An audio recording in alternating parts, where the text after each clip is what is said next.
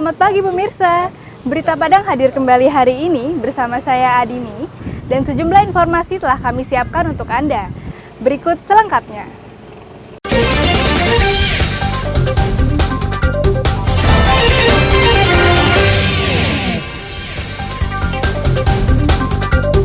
Gudang penyimpanan barang bekas di Padang ludes terbakar.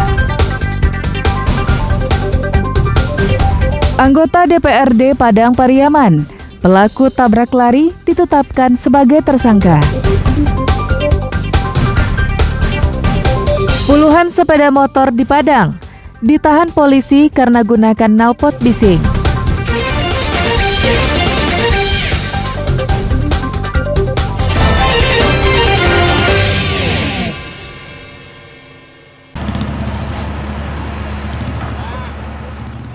Satu gudang penyimpanan barang bekas di kawasan Padang Pasir, Kecamatan Padang Barat, Pusat Kota Padang, Senin pagi ludes terbakar.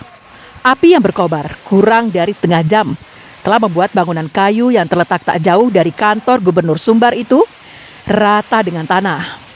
Petugas pemadam kebakaran dalam beberapa menit sudah tiba di lokasi untuk memadamkan api. Api berhasil dipadamkan sebelum merambat ke rumah-rumah warga. Namun, gudang kayu beserta seluruh isinya ludes jadi arang. Menurut saksi mata, ia melihat api dan asap dari dalam gudang sudah membesar. Ia pun memberitahu dan meminta tolong warga lainnya dan menghubungi pemadam kebakaran Kota Padang. 4 unit mobil pemadam kebakaran dikerahkan ke lokasi.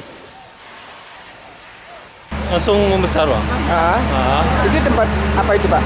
Tempat barang-barang rongsokan, barang-barang bekas. Masih digunakan bagaimana? Masih digunakan. Masih digunakan. Ya. Ini di kawasan mana ini, Pak? Padang Pasir. Padang Pasir. Ya. Sekitar pukul 9 pagi kami terima laporan terjadi kebakaran di daerah Padang Pasir. Langsung kami tindak lanjuti dengan jumlah armada kami kirim ada 4 unit berapa orang personil sampai lokasi. Ternyata yang terbakar adalah sebuah pondok tempat barang-barang rongsokan. Gudang berarti, Pak ya? Kita belum investigasi, tapi untuk sementara kayaknya seperti pondok-pondok tempat penyimpanan barang-barang bekas. Kejadian ini tidak menimbulkan korban jiwa. Namun, gudang seluas 150 meter persegi itu tak bisa ditempati lagi. Kerugian diperkirakan mencapai 50 juta rupiah. Robiha melaporkan dari Padang.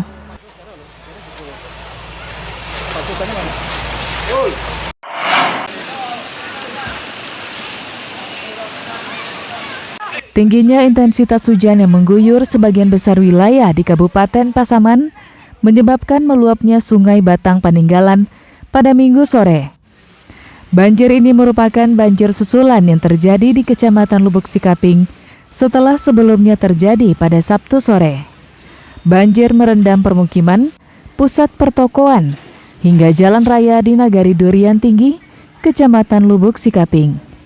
Ketinggian air yang mencapai rata-rata setengah hingga 1 meter ini juga membawa material kayu dan lumpur. Meski pemerintah kabupaten telah menyediakan lokasi pengungsian, namun ratusan jiwa dari 110 kepala keluarga lebih memilih mengungsi ke rumah kerabat. Kita sudah menyiapkan tempat evakuasi atau pengungsian di SD 22 Kampung Haji. Namun warga kita karena masih banyak saudara-saudaranya berpindah ke tempat rumah keluarga masing-masing. Dari laporan sementara itu sebanyak 110 kakak dan 100 rumah. Karena air cukup deras sampai malam ini masih deras, kemudian material yang susah dilihat, mungkin besok kita selesaikan nanti. Pembersihan material banjir sudah mulai dilakukan sejak malam. Namun karena air masih deras, pembersihan dilanjutkan kembali pada Senin pagi. Tidak ada laporan korban jiwa akibat peristiwa ini. Sri Luis melaporkan dari Kabupaten Pasaman.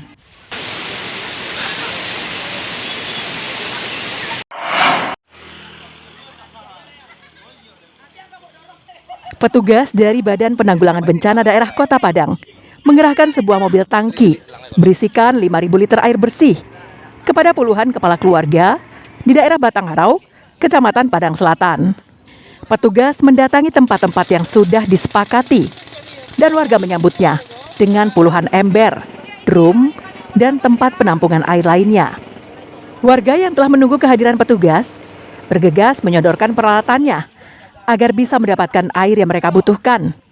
Warga, mulai dari anak-anak hingga orang dewasa, bahu-membahu mengumpulkan air dari petugas agar air yang mereka dapatkan bisa memenuhi kebutuhan. Air ini mereka gunakan untuk keperluan mencuci, mandi, hingga berwudu. Kondisi seperti ini telah sebulan lebih dirasakan warga dan sepertinya akan bertambah panjang. Pasalnya hingga pertengahan Oktober ini, hujan belum juga turun. Pertanda jika kemarau belum akan berakhir. Warga juga tidak memiliki sumber air bersih lainnya, selain sumur mereka yang telah mengering. Kami warga Kelurahan Batang Harau sangat kesulitan untuk mencuci dan juga untuk mandi.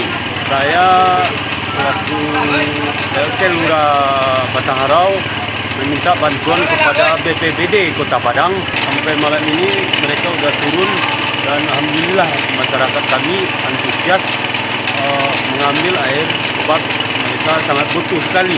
Jadi kami menerima laporan dari Lurah Batang Harau untuk masyarakat dan terdampak kekeringan. Jadi kami dari BPBD Kota Padang langsung menyuplai air untuk masyarakat Batang Harau sekitar 60 kakak. Untuk malam ini kita menyuplai 5.000 liter. Penyaluran bantuan air bersih ini rutin setiap hari dilakukan BPBD hingga bencana kekeringan berakhir. Alfi melaporkan dari Padang.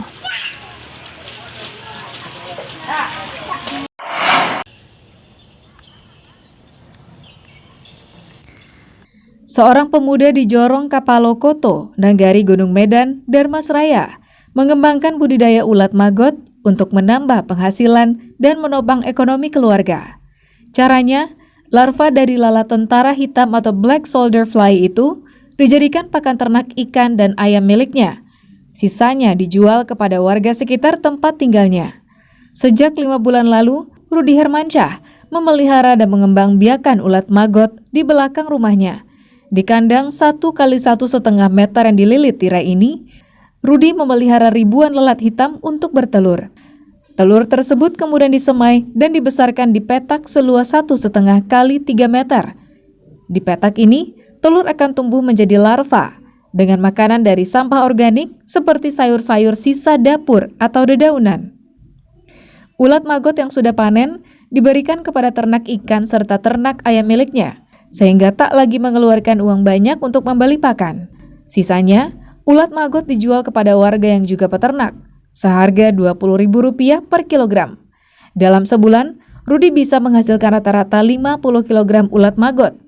Butuh modal banyak untuk beternak ikan sama ternak ayam ini. Jadi saya berinisiatif dan juga melihat video-video YouTube teman-teman yang lain. Jadi di situ saya belajar secara otodidak. Gimana cara membudidaya manggot ini. Ternyata manggot ini proteinnya sangat tinggi, lemak bahkan melebihi pakan pabrikan. Ada yang penelitiannya menemukan 40% lebih proteinnya. Jadi ini sangat-sangat menguntungkan bagi kita petani rumahan skala kecil lah gitu kan.